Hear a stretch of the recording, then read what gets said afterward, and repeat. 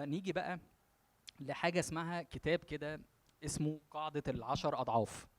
وده حاجة مهمة جدا لازم نعرفها واحنا بنحاول. حضرتك حاولت توقف كارتين بس استخدمت 10 محاولات وست محاولات وثلاث محاولات ومحاولتين and so on.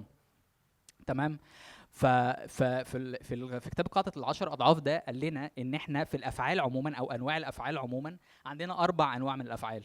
مهم قوي إن احنا نبقى عارفين إن أي فعل احنا بنقوم بيه عبارة عن نوع من ال4 دول.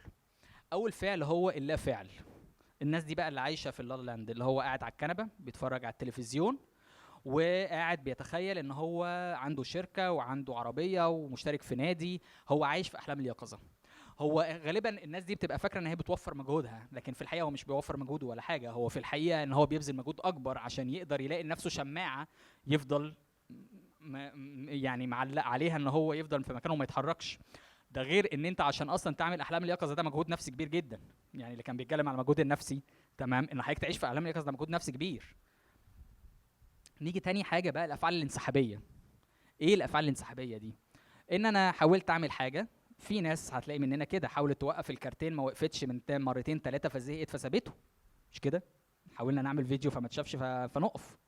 ففي حاجه اسمها افعال انسحابيه، ان انا جربت وحاولت وما نجحتش، ما عرفتش، فخلاص هبطل. واغلبنا بنبقى مرن بالموضوع ده، بنجرب في حاجه كده بنفشل فيها فخلاص بنبطل.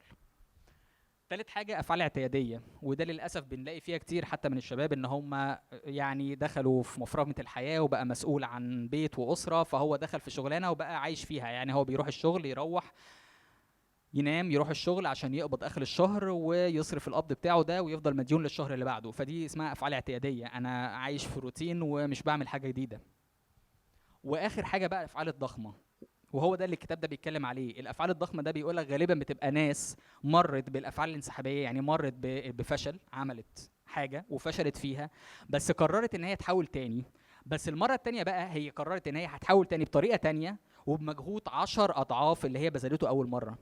يعني هو قرر ان انا لما احاول تاني انا هحاول بطريقه تانية، هغير طريقتي، هغير المنصه اللي بعمل عليها الفيديو، هغير اند سو اون، انا هغير الاستراتيجي بتاعتي. مش بس كده، ده انا هبذل 10 اضعاف المجهود اللي حصل المره اللي فاتت.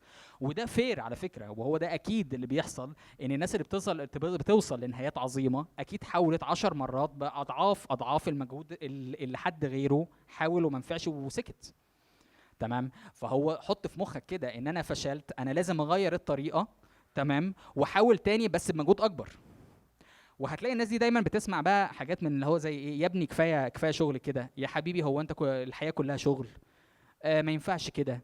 تمام. هو لان معظم الناس مش متعوده على فكره الافعال العظيمه او الافعال الضخمه. معظم الناس في مخها ان انا بشتغل لحد الظهر وخلاص. ده مش معناه ابدا ان انت تهمل صحتك وان انت تهمل الناس وتفضل في الشغل 24 ساعه، لا.